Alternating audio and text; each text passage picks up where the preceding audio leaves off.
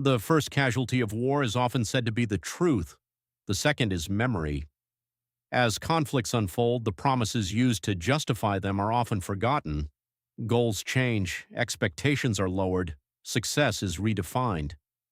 This is the story of a war that promised surrender but delivered negotiation.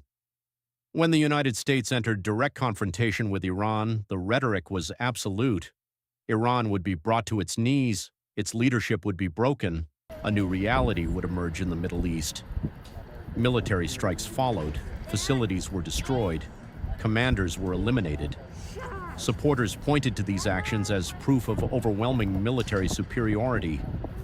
But victory is not measured by the size of an explosion. Victory is measured by what remains when the smoke clears. And when the smoke cleared, Iran had suffered losses but had not surrendered. Its government survived. Its political system remained intact.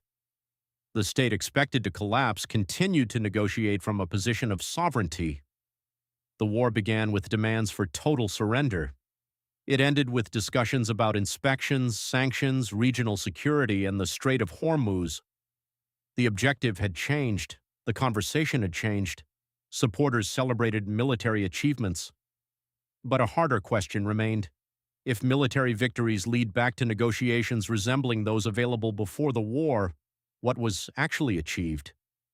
For years, diplomacy sought agreements involving sanctions, inspections, and regional stability. Those efforts were dismissed as weak. Military action was presented as the alternative. Yet after the destruction and escalation, the world found itself discussing many of the same issues once again. The battlefield had not replaced diplomacy. It had become a costly detour back to it. This was the central contradiction of the conflict. America demonstrated its ability to destroy, but political power is measured not by destruction but by outcomes. Iran lost leaders. Iran lost facilities. Yet its core political objective, the survival of the state, remained intact. America won battles. Iran avoided capitulation. And history has often shown that these are not the same thing. The promise was total surrender. The reality was negotiation. The promise was decisive victory. The reality was a return to objectives that diplomacy had pursued years earlier without war. If a war begins with demands for total surrender and ends at the negotiating table, history will ask a simple question: who truly achieved their objectives?